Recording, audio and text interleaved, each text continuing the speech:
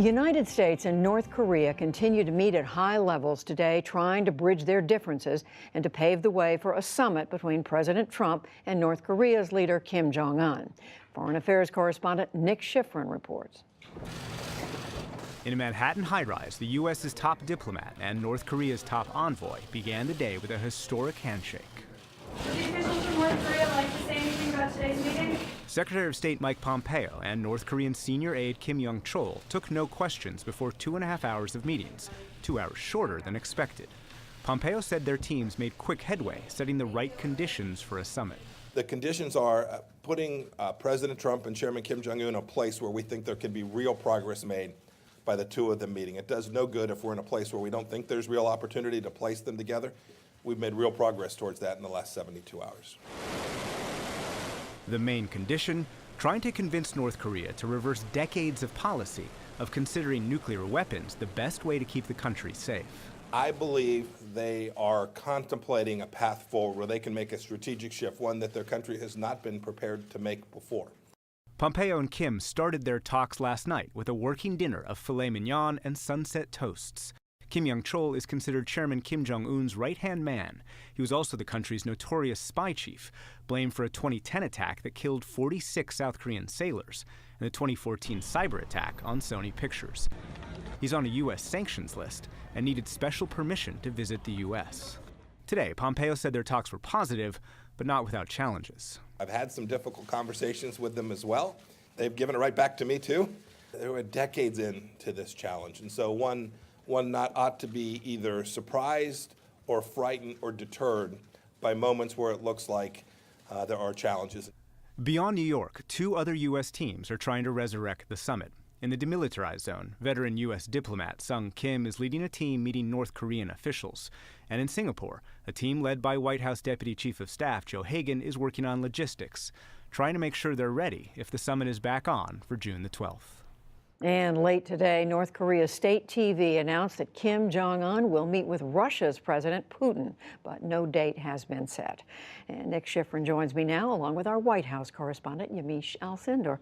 So, Nick, to you first. We heard Secretary Pompeo said there's been progress. Do we know what kind of progress? We don't know for sure, but a senior State Department official says that the U.S. needs to understand what North Korea is willing to do, or at least to pledge at this summit, and that needs to be something that North Korea has never done before. And that means a step toward denuclearization. What does that mean? Could be shutting down a nuclear facility. They have done that before. Number 2, bringing in inspectors to shut down centrifuges. We've never seen that before. And number 3, what the U.S. is really hoping, shipping out some kind of nuclear material. We've certainly never seen that before. So that's what the U.S. is asking for. What is North Korea asking for? You know, intelligence analysts have always said North Korea's priority is regime survival, and they've thought that nuclear weapons gave them that survival. So the U.S. has to replace that, replace nuclear weapons with a kind of fundamentally different political relationship. That means ending the Korean War, a peace treaty. That means some kind of shift in tone. We have no hostile intent toward you, perhaps even normalization. It means mutual respect. One analyst says, take North Korea off of the terrorist sponsor list. And it also means perhaps some lifting of sanctions. But Judy, we have to remember, the two sides can't even agree, or haven't been agreeing on the very definition of denuclearization or peace. So there's still a lot of gaps to be So bridged. talking, but still some fundamental disagreements. Yeah, especially on denuclearization. The U.S. has long said we want instant, immediate denuclearization. North Korea says, well, we'll do it in steps, and for every step we do, you have to take another step. But we saw a little hint today that maybe the gap could be bridged, and that's when President Trump was talking this morning, and he said,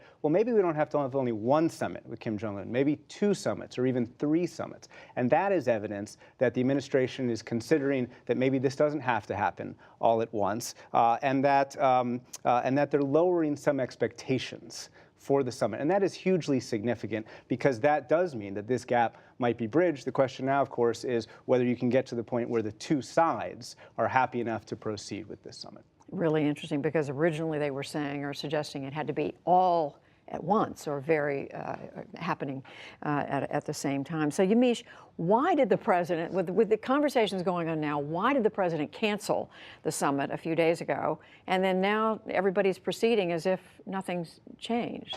Well, that's one of the key questions I've been asking people in the White House.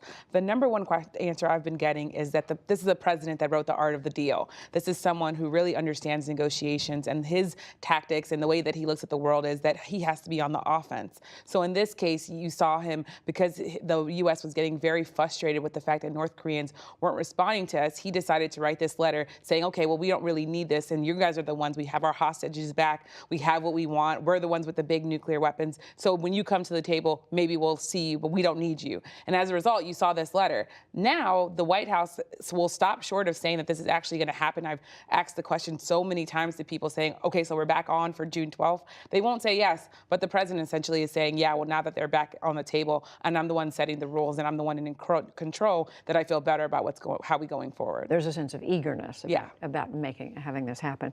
Totally different story. The surprise announcement today, the president is pardoning the conservative writer Dinesh D'Souza. And then the White House is letting it be known, the president's letting it be known that he is considering commuting the sentence of the former Illinois Governor Rod Blagojevich, who's serving prison time right now, and also pardoning Martha Stewart. Do we know what's behind this? Well, if you ask the president, these pardons are about his sense of justice and the fact that he thinks that these people were treated unfairly. There's this idea that he also has political and celebrity ties. It's not really surprising that a president who obviously got a start on The Apprentice, and a lot of people know him from his reality TV days, that he has these kind of celebrity connections. So on the political side, Ted Cruz was pushing for D'Souza to get pardoned. So there's a political side to that one.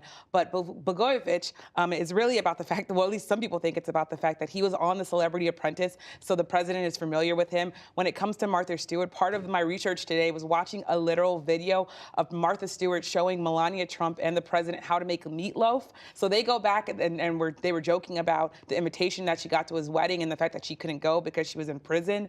So there's something there.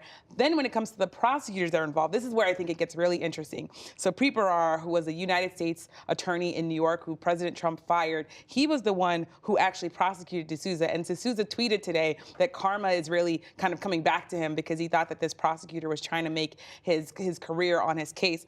James Comey was the one who prosecuted Martha Stewart, so there's always a Comey connection there.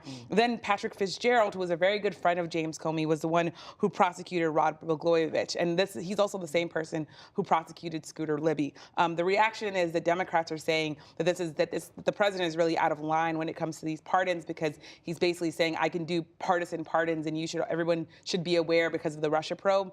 But Rod Blagojevich's wife, who has really been pressing to have her husband released from prison, says she's really encouraged by the president's words. It makes everyone wonder if there are signals that are being sent by all of this. Yamiche Alcindor, Nick Schifrin, thank you both. A lot going on today.